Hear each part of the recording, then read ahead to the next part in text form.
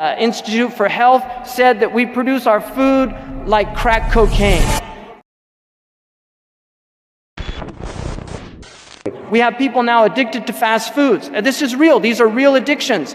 And Muslims, we have a religion that's predicated on halal and tayyib, on halal and pure food. It's one of the most important things. In fact, they said that the early companions, the early community were more concerned about their food than any other aspect of their lives, to eating good things, to eating wholesome things, and to making sure that they were purchased with pure money, that the money and the earnings were pure. We know in Surah Al-Kahf, when they sent the people of the cave into the city, he told him, look for the purest food. I mean, this is in Surah Al-Kahf. Look for the purest food, because people of righteousness are always concerned with what their body is made up of, because it's the body that is going to be your energy, either spiritual or demonic. And when you're eating negative food, you're going to be doing negative things. Sidi Ahmed Zarruq, may Allah subhanahu wa ta'ala have mercy on him, and may Allah subhanahu wa ta'ala restore him back to his place of resting, because we recently found out, many of us, that Sidi Ahmed Zarruq's grave was desecrated in Libya, literally dug up. And these people claim that Libyans were worshipping Ahmed Zarruq. Sidi Ahmed Zarruq said that all of the blessings of the world are in two things: the company you keep and the food that you eat. So make sure your company is good company, and make sure your food is pure food. We should be encouraging organic farms. We should be encouraging organic gardens. We should be at the forefront of the urban homesteading movement. These are things that Muslims should be involved in. We should reject. Don't think I'm going to go to McDonald's and have a halal fish.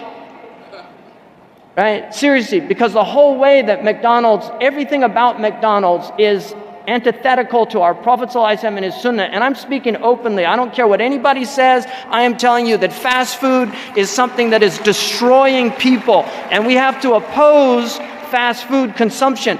Don't drink Coca-Cola. Don't drink Pepsi-Cola. Don't drink Kauthar Cola. Don't drink cola. Drink water.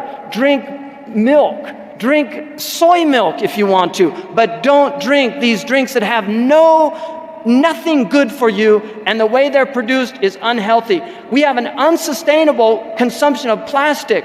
If you look back there and look at the number of plastic cans, plastic bottles of water that are back there, we've got a garbage fill in Isna because we're drinking. This is unsustainable. It cannot be sustained. We have to find alternative approaches to the way we consume things. We have to be committed to being green, the green dean. But we have to have commitment. I don't want applause. I want real commitment. I want people to commit to changing their lives. We need to divest in our homes. We need to we talk about boycotting Israel. I'm talking about boycotting all of them. If you can recognize their names, you should be boycotting them, because these people are destroying this planet. They're over-consuming, they're overselling. Costco is a crisis. The whole Costco mentality. Do you know that they don't even put labels on Costco halls, so you don't know where things are in Costco, because they want you to wander around, because they know people will have impulse buying and buy more things than they actually needed. This is social psychology. You are being manipulated like mice in a maze.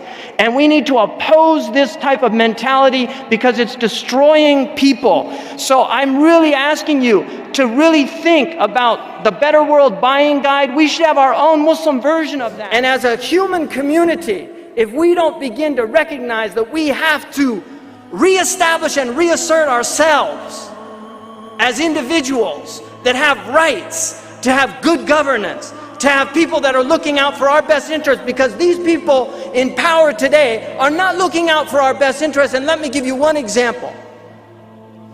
In an extraordinary study called the China Study of Nutrition, 20 years with top experts from Princeton, from Oxford, that determined that most of the diseases that are happening in the United States of America are directly related to the diets of the American people, and yet Americans are lied to, that they need milk, that they need meat, that they need all these things. Fat and sugar, if you give it to rats, they will die because they can't stop consuming it. Umar ibn al-Khattab in the Muwatta of Imam Malik said, إِيَّاكُمْ وَاللَّحْمَ فَإِنَّ لَهُ الضَّرَاوَةَ كَضَّرَاوَةِ الْخَمَرِ.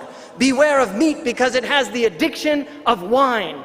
You can become addicted to meat. It's harmful for you if you consume too much meat. This is all proven. But when Oprah Winfrey, after reading about this, announces it on national television that she doesn't want to eat beef anymore, the cattle lobby sues her. Said, no, you're going to harm our economy. And so science is subjugated to greed. Legislation is not having an impact on these people. They control legislation. The only thing that will have an impact on these people is that we stop supporting them.